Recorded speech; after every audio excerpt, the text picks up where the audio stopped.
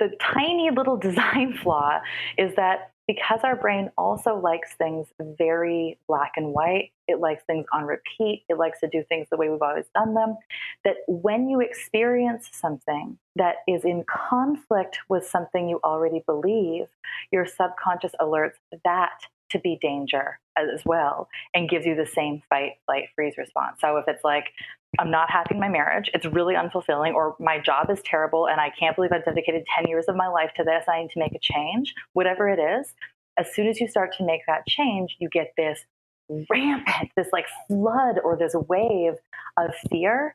And that's what it is. It's like somehow this conflicts with my belief of what's already true. And my NLP work allows me to work with individuals and be like, what the hell is this belief that your mind is hanging on to? How do we soothe that fear and release it so that you are actually allowed to move on without that belief that's been holding you back? I'm Casey Main, author, writer, and party girl turned spiritual junkie, and I'm dedicated to helping you better understand the most important and most complicated relationship you'll ever be in, the one you have with yourself. It's the only relationship that you're in for the entirety of your time here, and it affects every single aspect of your life. Yet it is the one most often overlooked. This podcast is here to help you explore that relationship, get to know yourself so you can accept yourself, heal yourself, and become a better version of yourself. So let's get to it.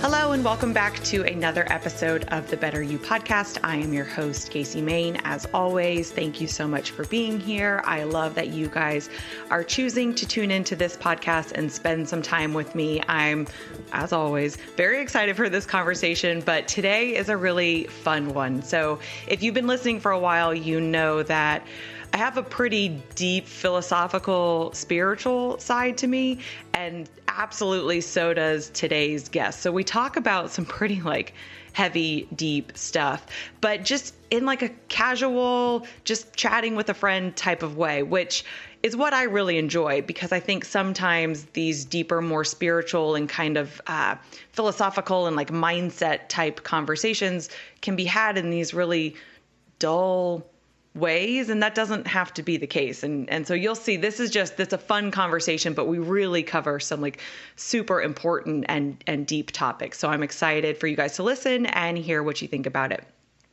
A couple other previous episodes, if you do like today's conversation, some of the past ones that I would recommend because they're similar in that we cover some deep mindset and maybe some spiritual stuff, but in a casual and fun way.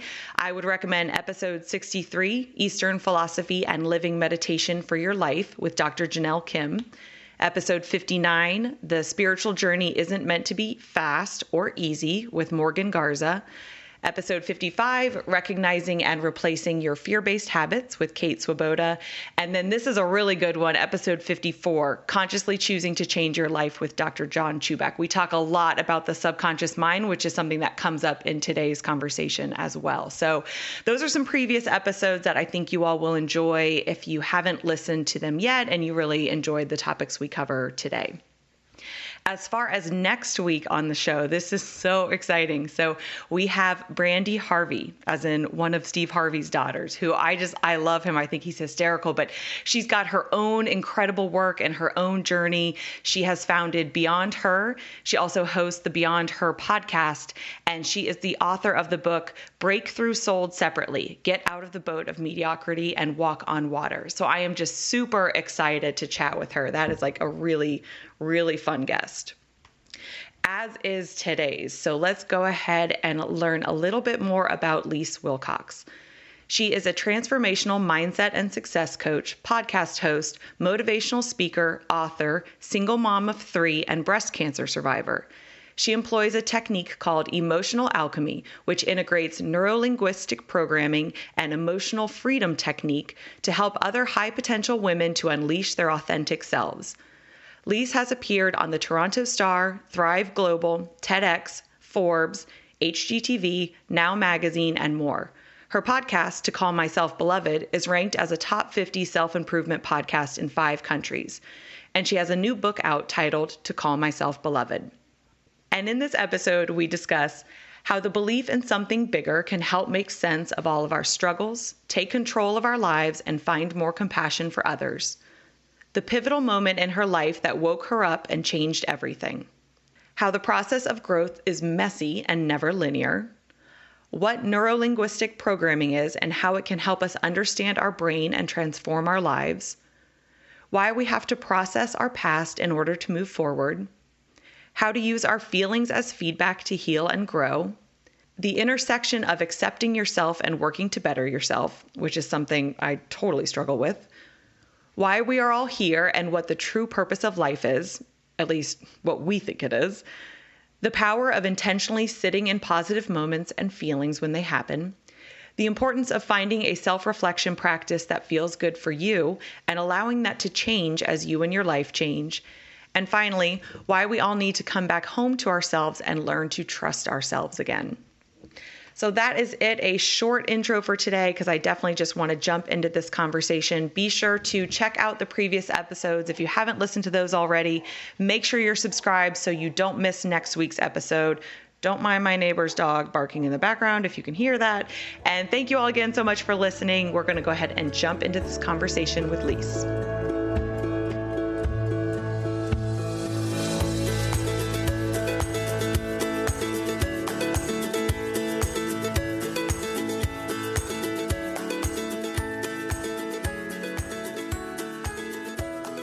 Okay, so I want to start with some backstory just so we can all get to know you a little bit more, because you've got this new book out and you're kind of all over the place, including like Instagram story effects. Like I don't even know, or photo effects. I don't even know how you do that. I saw that and I'm like, oh, wow, that's like a thing.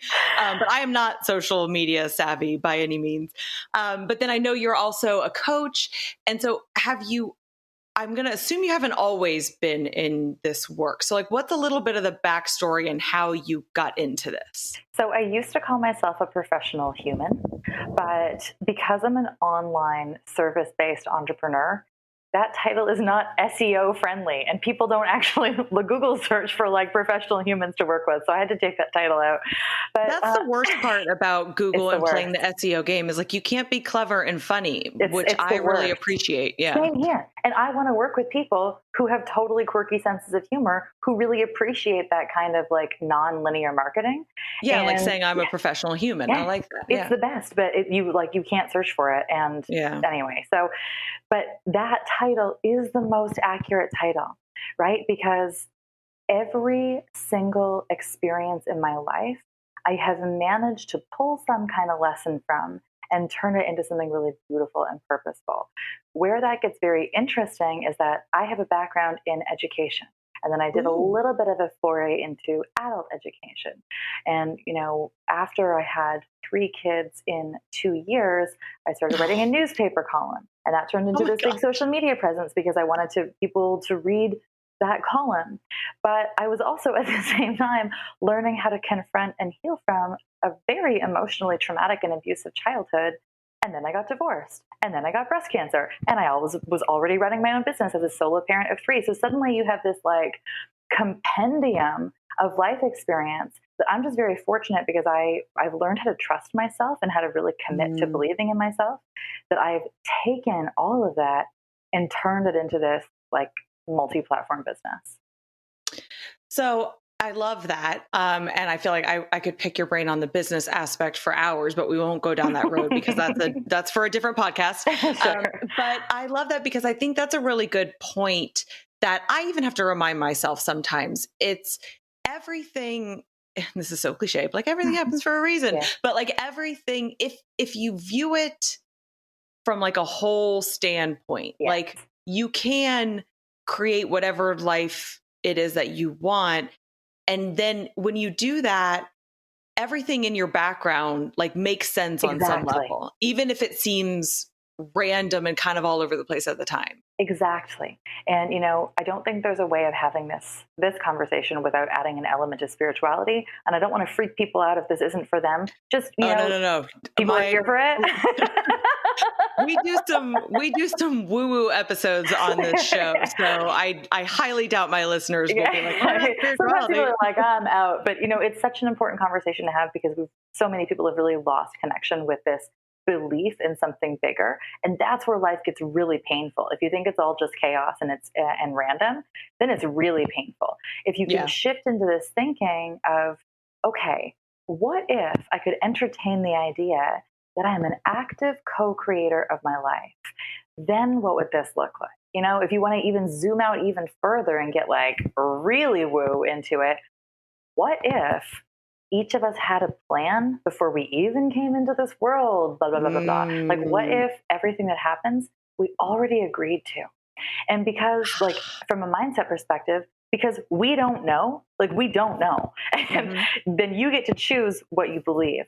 And I got to tell you from personal experience, it is a lot more fun to believe the latter, because all of a sudden, if I wrap my head around the fact and even just entertain the idea that I already consented to each of these experiences happening, it puts me back in the driver's seat, and it allows me to make different choices that are informed from a much different perspective and deeper place, that allow me to not only have my past make sense, but it also allows me to find compassion for the people who hurt me so deeply. It allows me to level up my forgiveness for those same people and for myself for going along with it. And suddenly you get to this like heightened state of deep inner peace just because of a couple of shifts you chose to make in your perspective. Okay. I love this conversation so much already. And we're like 4 minutes in. I know. Because everything you just said, I'm like, yes. Question though, like, have you always been spiritual, or do you have a background? Are you recovering from an organized religion? Like, what have you always? That's a great question. Yeah. I grew up a staunch atheist, and and my family was so anti-belief, and like, they're so cynical and so judgmental. And I believed that for so long. And, in the book, I described waking up from my own life. And that was, I guess it was a spiritual awakening, and it was a lot of other things too. But what came with this decision to stop like going through the motions and sleepwalking through my life and just doing things the way I'd always done them, came with it this like unfolding process of, oh man, guys, there's so much more happening than what meets the eye, right? Okay. So this is where like we start to have very similar stories, wrapped in different circumstances, but similar in the aspect of, because I know you talk about in your book, and I've heard you talk about this in interviews and stuff, that, by all definitions, like, you had a great life. Yeah. Perfect. I would say perfect life. Perfect. Okay. So I wouldn't have gone that far, but I had a great life. But then you kind of have this wake up moment, which a similar thing happened to me. And then that begins the unraveling process and the spirituality and all that stuff. So tell us about like, what was your wake up moment? Oh, for sure. So for me, first of all, I grew up in a very perfect environment, but from the outside, it was 100% perfect. Like, my dad was a physician, really, really respected in our community. Like, everything just looked this perfect, picture perfect illusion. And, fast forward to being an adult, it was the same thing. I had this like 7-bedroom century home. We had half an acre of property. If I craned my neck just the right way, I could see Lake Ontario, like one of the Great Lakes. I had these 3 incredible children. That was not an illusion. They just are incredible. I had this husband who would make a latte for me every day. And I remember lying on the floor of our like family room, looking at my freshly renovated kitchen, like a $30,000 reno. I'm looking at 60 square feet of Carrara marble, it's exposed brick. I'm just looking at all this perfection. And I had this gut-wrenching moment of like, oh shit, this isn't enough for me. Followed very quickly by, if this isn't enough for me, then what the hell is wrong with me? And something that's become like a healing narrative in my own life is that I get these deep moments of healing while I'm lying on the floor. And this was the first moment. I'm like lying there on the floor thinking, what the hell is wrong with me? And why isn't this enough? And it was like I got this download or this message from, you can say God, you can say inner wisdom, higher self, whatever you want to call it. I got this message and it was like, this isn't enough for you because you are not enough for you. Mm-hmm. And that began this cascade of events, starting with the almost impossible decision to leave my marriage and really start tapping into what I, the person, want instead of what every other person wanted from me. Okay. So that, I feel like maybe that line actually exists in my book. Like that's how similar our stories are. Oh my gosh. I know. And it's so crazy. That's why I love to talk to people who've had a similar experience. Yeah. But okay, prior to that moment, did you feel unfulfilled, disconnected? Were you aware of any negative feelings, or did that kind of moment come out of nowhere? Like what did your internal state look like leading up to that? This pervasive feeling of sadness. Oh. And it was the kind of sadness that was like a dull ache. And I remember thinking that, every time I would start to feel that sadness, I would either create a problem that I could then solve, so I still felt like I was in control of it, or more accurately, I would throw a party, I would get super drunk. It would be totally socially acceptable because we're allowed to do that. I would overspend like crazy. I would buy all kinds of clothes. I would change my look again. I would plan an elaborate vacation. Like I would reach and reach and reach and reach and reach and reach until one day it was like, dude, it's not working. Like all of the reaching has stopped. I actually started to get a couple of panic attacks, which I had never experienced before. And suddenly it was like, oh, shit, like something drastic has to change. And I know what it was. And for me, it was like, I had been avoiding facing the reality that my marriage was not a good marriage. And it was so hard because I value marriage. Like I intend to get married again. And when I took those vows, I took them so seriously. And so to break that commitment was an actual opposition to my internal values and my own belief system. And to live within the confines of those commitments was more painful. And it was like, I have two awful decisions in front of me. I'm going to choose the slightly less awful one. Okay. So how long ago was this? Almost exactly 5 years. Okay.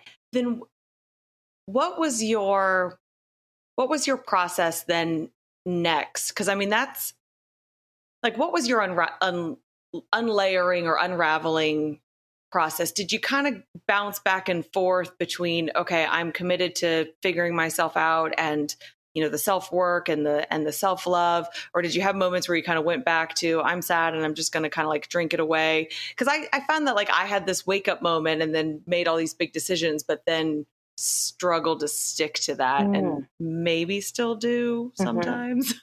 I think that you're a very good question asker. A lot of these I've actually never been asked this before. So it's like, okay. So for me, it was very layered. And I really like to use the analogy of a spiral. So often we are taught this ladder model, right? Like you do achieve, you get to the top, bam, success. Even at school, it's like you learn a fact, you learn another fact, you climb up a fact, you know another fact. Like you just keep going in this linear fashion. But I don't know about you, like nothing works like that. Nothing really works like that, except for maybe a Starbucks reward card. But other than that, like nothing works like that. So for me, I think it was this spiral of I knew what I had to do. And for me, it felt like I was pressing this detonator on my life. So it's like, okay, step one, press the detonator. Step two, wait for this explosion to clear. Step three, allow all the pieces to settle and then start rebuilding. So, go through the rubble of this explosion and start finding pieces that can still fit, and then find pieces that don't really work anymore and get rid of them. But in that process, I had been a stay-at-home mom. Like I took this hiatus from my career, and all of a sudden I had like minimal financial support.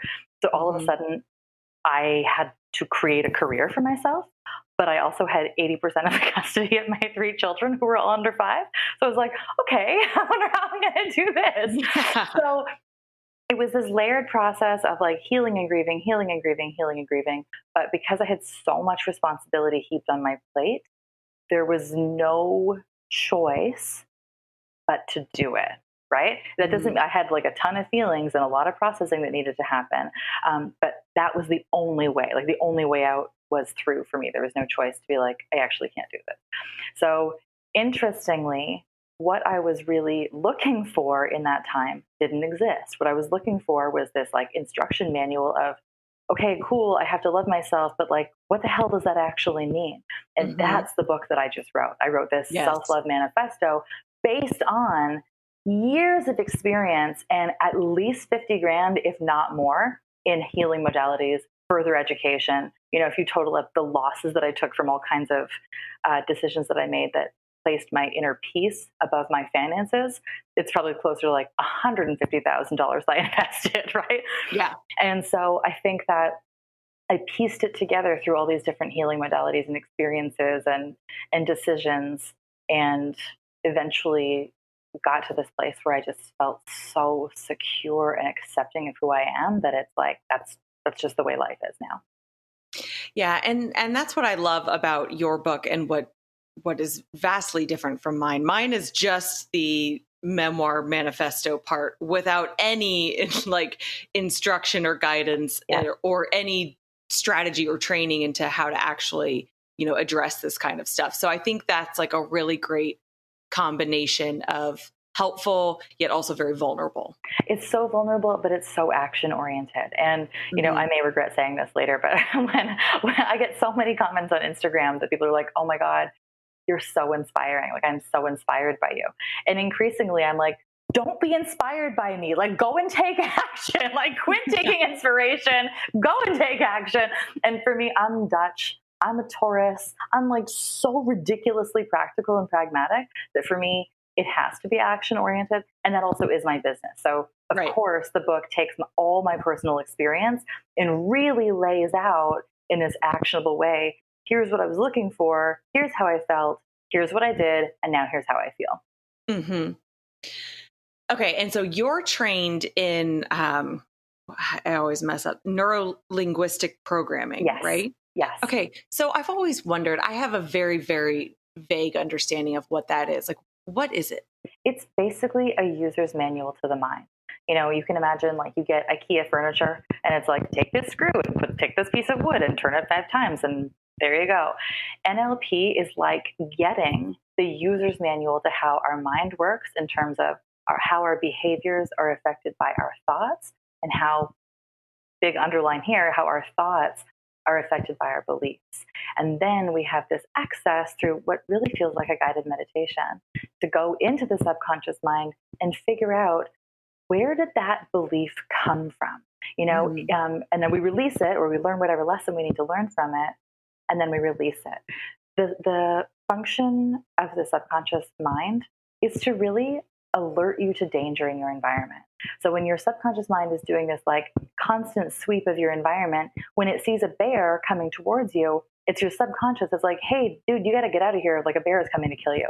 And it reacts with fight, flight, or freeze. The tiny little design flaw is that because our brain also likes things very black and white, it likes things on repeat, it likes to do things the way we've always done them, that when you experience something that is in conflict with something you already believe, your subconscious alerts that to be danger as well and gives you the same fight, flight, freeze response. So if it's like, I'm not happy in my marriage, it's really unfulfilling, or my job is terrible and I can't believe I've dedicated 10 years of my life to this, I need to make a change, whatever it is, as soon as you start to make that change, you get this rampant, this like flood or this wave of fear. And that's what it is. It's like, somehow this conflicts with my belief of what's already true. And my NLP work allows me to work with individuals and be like, what the hell is this belief that your mind is hanging on to? How do we soothe that fear and release it so that you are actually allowed to move on without that belief that's been holding you back?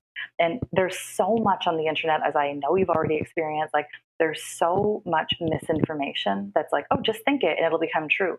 No, we are missing a crucial step here, which is to look at the belief, figure out where it came from, where it's being held, what you need to learn from that message so that you can psychologically feel safe and able to move forward with a different thought and then put a different behavior into action.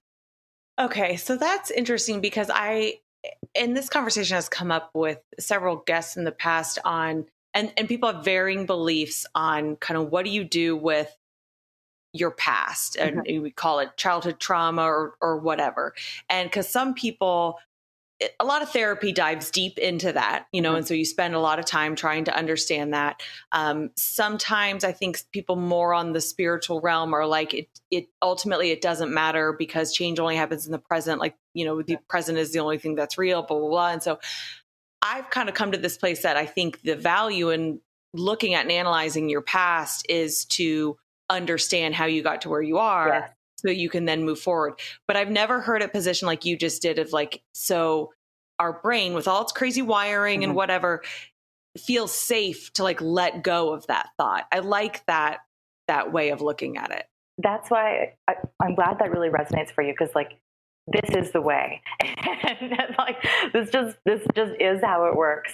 And I'm so contextual. I'm so granular that for me, this has been such a fascinating place to niche down into, because it actually creates change. So absolutely change happens in the present, and you can't unlearn or you can't unexperience what happened in the past. So I agree that this whole experience on earth is about coming to know yourself, right? It's just coming to know yourself and be able to come home to yourself safely and so lovingly. So for me, this opportunity to go back and be like, okay, here's what happened in the past. Again, big underline, this is how it felt. This is the story that came out of it, or this is what I learned. Now in my present, is that serving me? Is it still keeping me safe? Or now is it something that's holding me back?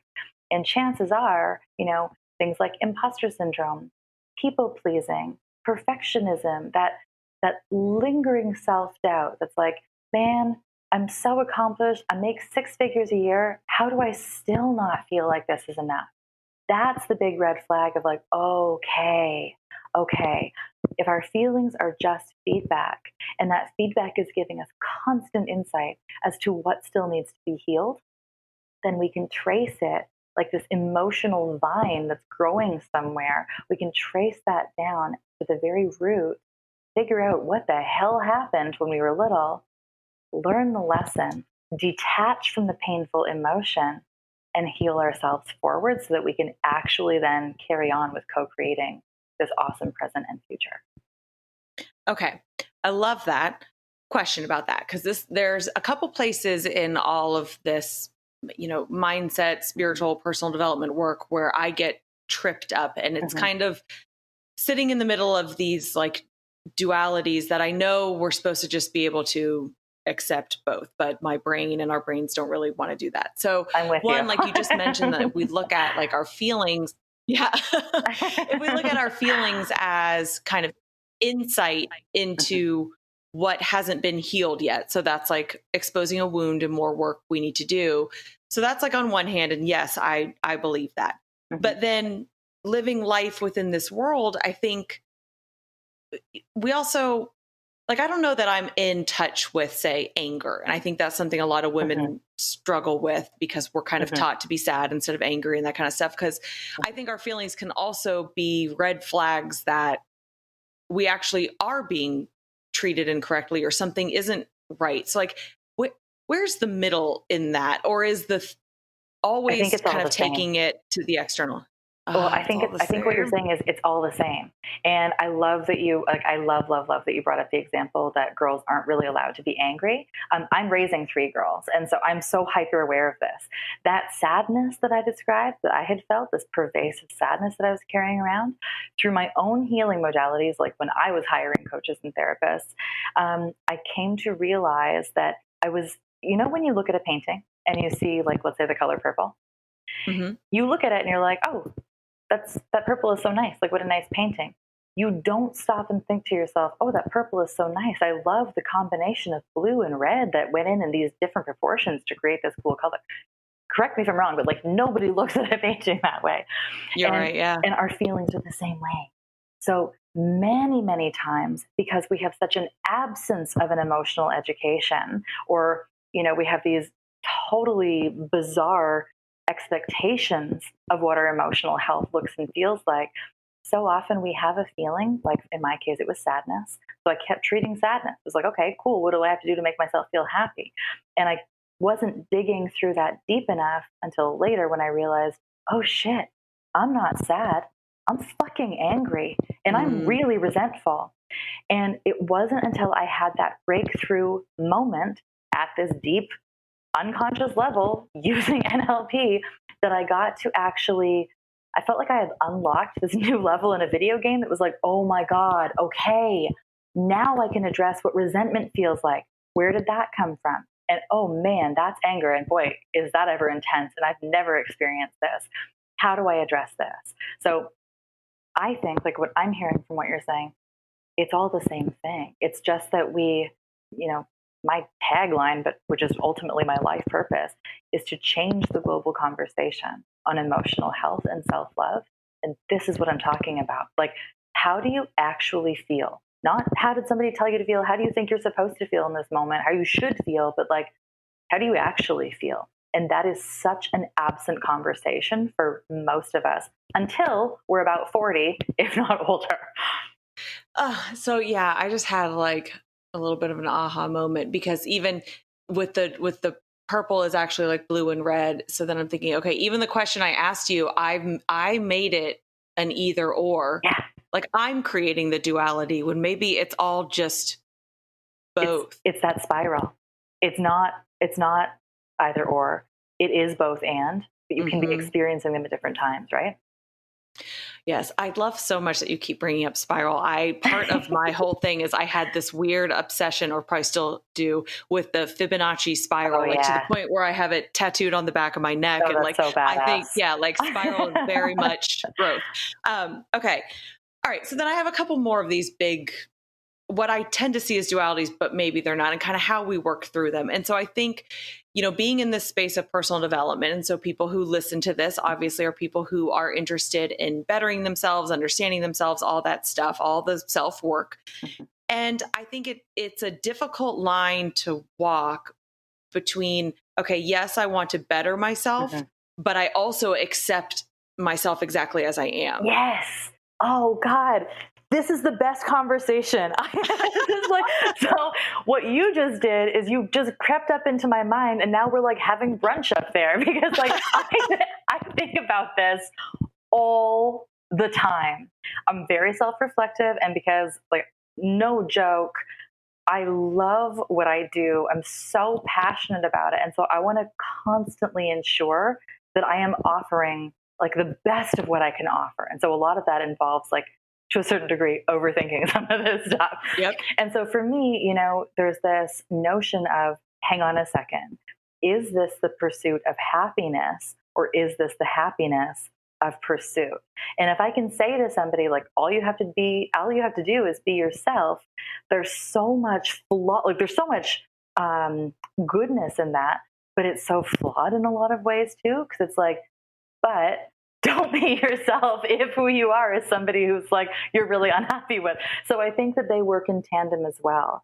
And I think, I'm so embarrassed. Like, it's an ancient philosopher who said, know thyself, but I can't remember if maybe it was Plato. I can't remember now. And I feel like it's something I should know. Yeah, I've definitely heard that. I'm not even going to pretend to know who it was. But yeah, one of those old philosophical guys. Yeah, one of the old guys, like the old Greek guys. And that's what he said, know thyself. And so I think, too, when we step away from that duality and we step back into, like, nope, we are only on this voyage to discover who we are. And I think who you are at your core, or at like a soul level, for example, I think that is the same, but you also evolve and you reiterate so many times in your life. You expand, right? You grow and you flow. And it's like, yes, your light remains the same at its core. But I think as we keep growing and we keep expanding, it's like that light gets brighter and more, or like less translucent. And I think that's how you reconcile to both love yourself exactly as you are and be on this very peaceful and forward-moving quest of coming to know yourself better.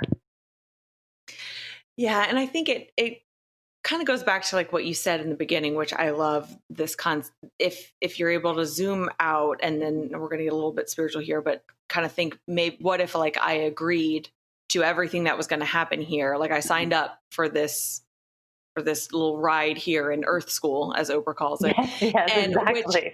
which I believe that as well. And I've mentioned this book probably 87,000 times on this podcast, but after reading Many Lives, Many Masters, which just blew my mind, and I'm like, oh my God.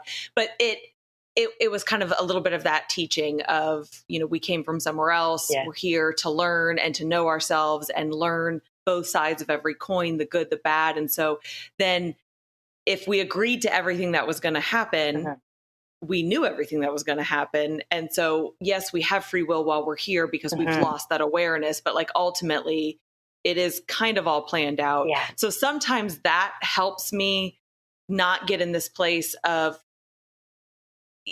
constantly wanting to grow and change without accepting where I am. But then I think sometimes I use that as an excuse to like watch Netflix all day. Call me anytime. I've got like. I saw on your story the other day you were watching The Office, and I was like, that's like I've rewatched that entire series. Twice during COVID.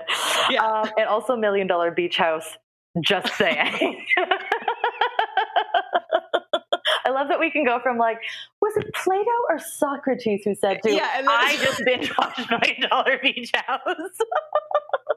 Yeah, that's some duality right there. Okay. So I agree with you. And what's, I really believe that one of the secrets of life is to create as much joy as you possibly can, right? Because if we take it from a Buddhist angle, life is suffering. And even further, nothing is good or bad. It just is. So when you inflect a lot of joy, or when you create a lot of joy into your life, it's such a lightener that it makes everything easier, and it allows you to be so much more curious, and not like intellectually or academically curious, just curious. And it's so childlike and it's so fun. So for me, it's like, okay, so my mom left.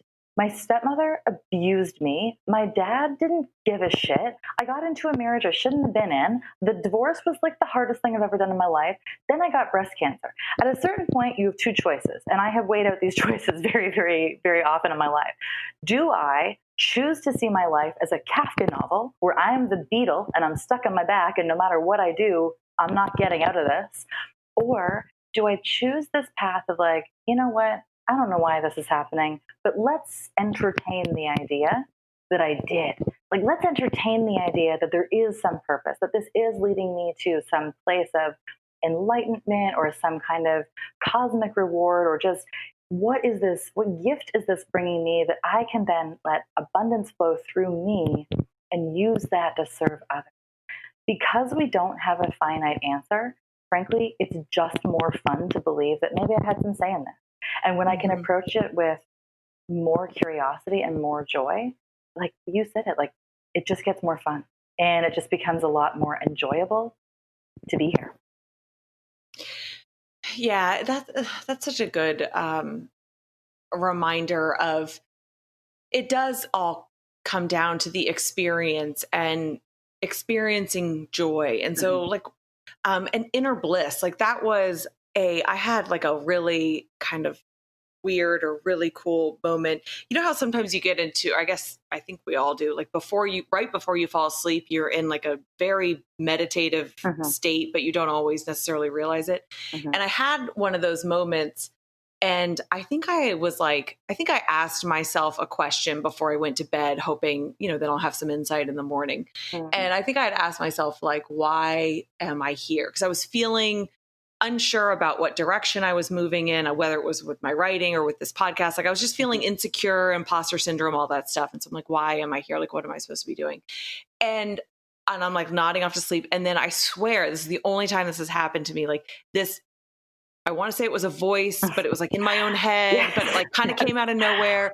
And it was like, to find inner bliss. And I like get goosebumps as I say that. And it's like, I forget that so many times. And it's so easy to forget that as you go through the day and you have all the emails and the texts and the conversations and just life. Mhm. But then ultimately, if we're here for the experience and we want it to be a good experience, and if we can kind of just constantly remember that, Yeah. and I guess it comes down to like awareness too. So if I'm choosing to sit and watch Netflix all day because my body and my mind just needs that rest Mhm. and that will bring me joy, that's one thing, versus I've got a lot of other stuff I need to do that I'm avoiding and I'm just feeling sorry for myself. And so I don't know, it's just like so multi-layered, but Mhm. I that's such a good point that it's joy and it's inner bliss, and that's what we should be chasing, Yeah. or not chasing, Embodying. embodying. Jinx. Yeah. Well, and yeah, and I get like so personally offended by this this Instagram culture. Like I'm a big fan of Instagram and I've literally built my business on Instagram. But there's this dark side of this constant chatter and this constant noise of people who do not understand what they're talking about, but they make it seem like they know what they're talking about. Mhm. And they take words like bliss and they're like, find your bliss, like you are a goddess. And it's like, that's cool. We have to educate people on what that really means, though. You know that a part of that coming home to yourself, a part of that finding this deep bliss, it's not like you click your heels 3 times and then bam, you've got bliss and it's a permanent state. Like these things come to us in moments. And I think that gaming the system means understanding that it's all just moments. So when you have that moment of bliss, really embrace it, like really savor it. And then when you have another moment of bliss, same thing, like really sink into the experience of having that moment. And ultimately, while you're going through life and you're still having lineups at the grocery store and some asshole still cut you off in traffic and oh my God, your ex-boyfriend or whatever popped into the woodwork and he's being a total dick again. Like embrace those moments too and be so open and honest about your feelings so that you can actually appreciate and acknowledge this emotional body and this emotional experience you're having. Ultimately, you come to a place where through feeling your feelings and healing all the old stuff, you get to have more of those moments of bliss and they happen in closer succession to one another so that it feels like a longer or like extended state, right? Does that make Yeah, sense?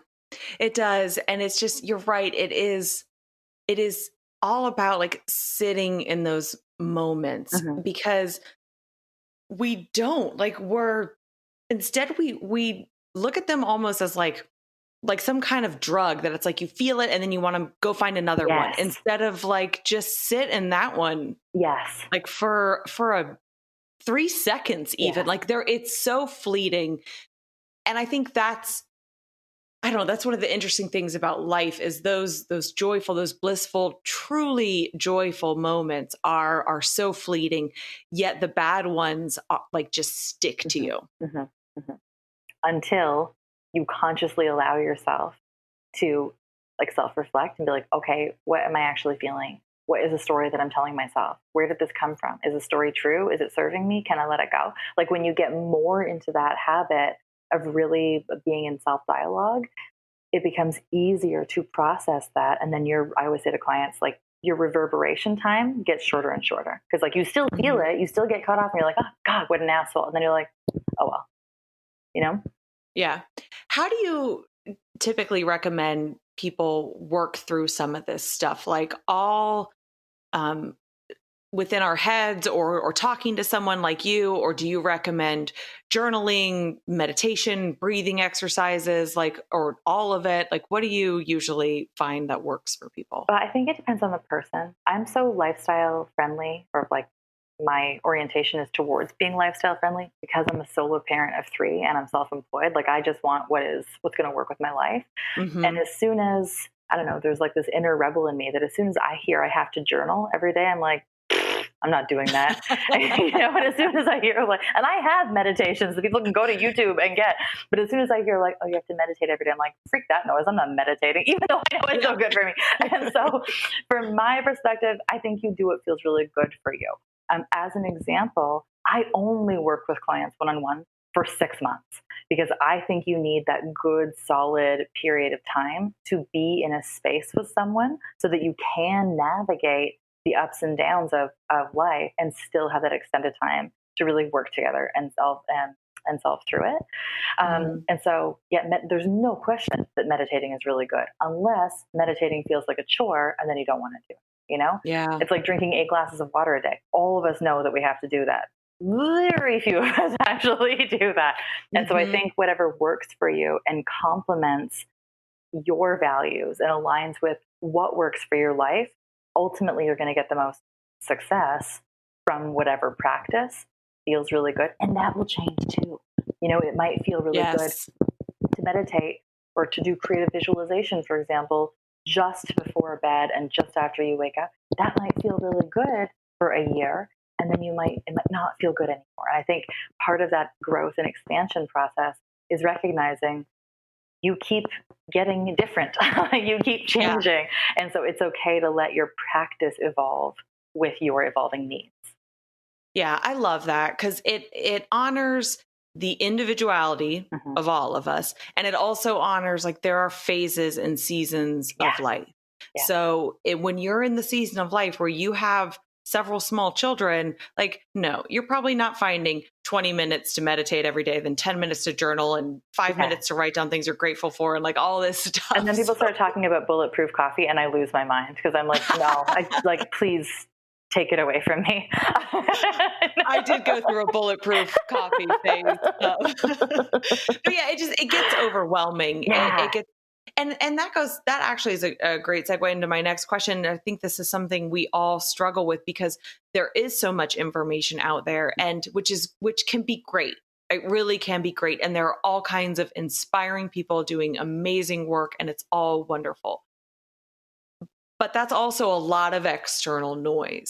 So, like, how do we decipher, okay, what is an expectation I'm placing on myself because I think it's what I'm supposed to do, or what other people are doing, or what my family or friends or society expects, versus this just feels right to me?